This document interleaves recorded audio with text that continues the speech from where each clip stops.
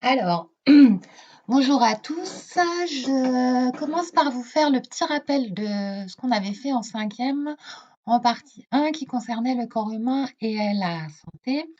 Et on s'intéressait au mouvement et à sa commande. Donc, on avait travaillé sur les sportifs en plein effort.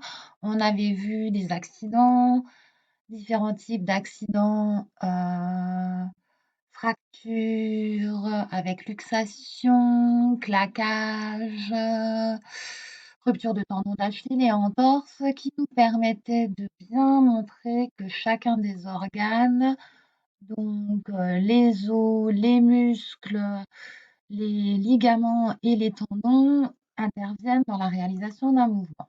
Donc là, on avait vu comment la contraction des muscles permet leur raccourcissement et de tirer sur le squelette pour faire les mouvements en déplaçant le squelette.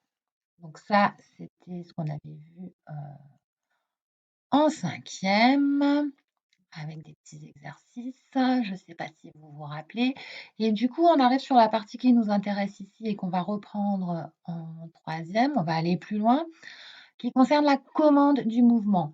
Donc le téléphone sonne, c'est l'oreille qui est l'organe des sens stimulé. Donc quand on entend le son, on déclenche un mouvement pour aller décrocher.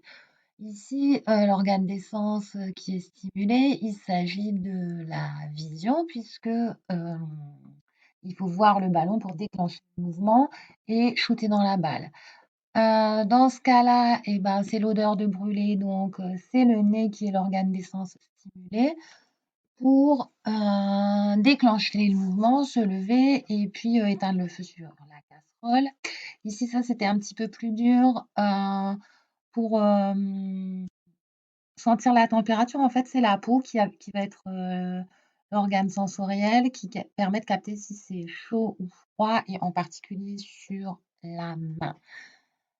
Alors, on avait vu comment le système nerveux était organisé. Donc, on a les centres nerveux qui sont constitués du cerveau et de la moelle épinière qui descend, qui est protégée à l'intérieur de la colonne vertébrale. Le cerveau, pareil, c'est fragile, c'est protégé par la boîte crânienne. Donc ça, c'est ce qu'on appelle les centres nerveux.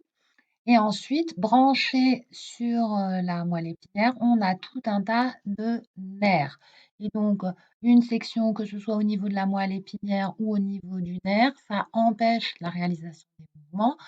Donc, c'est bien que ces organes sont impliqués dans la commande des mouvements.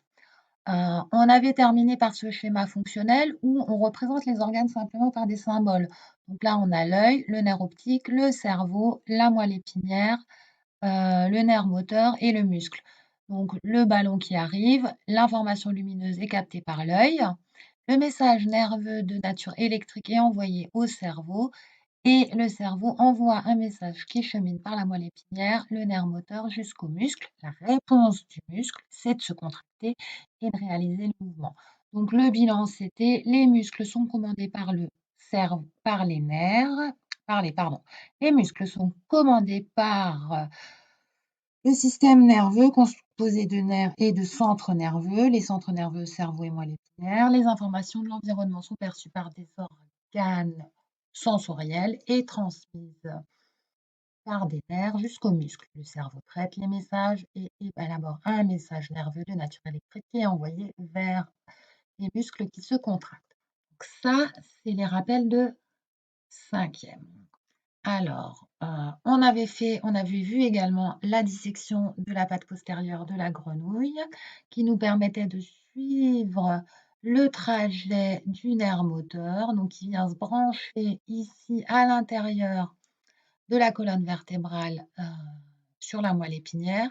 Et donc ce nerf moteur passe le long du fémur et vient se planter jusque dans le muscle du mollet et donc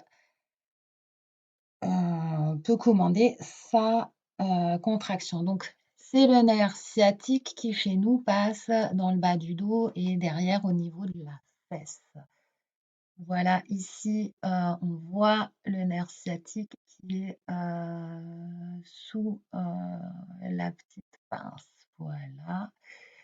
Et ça, c'est donc terminé pour les rappels.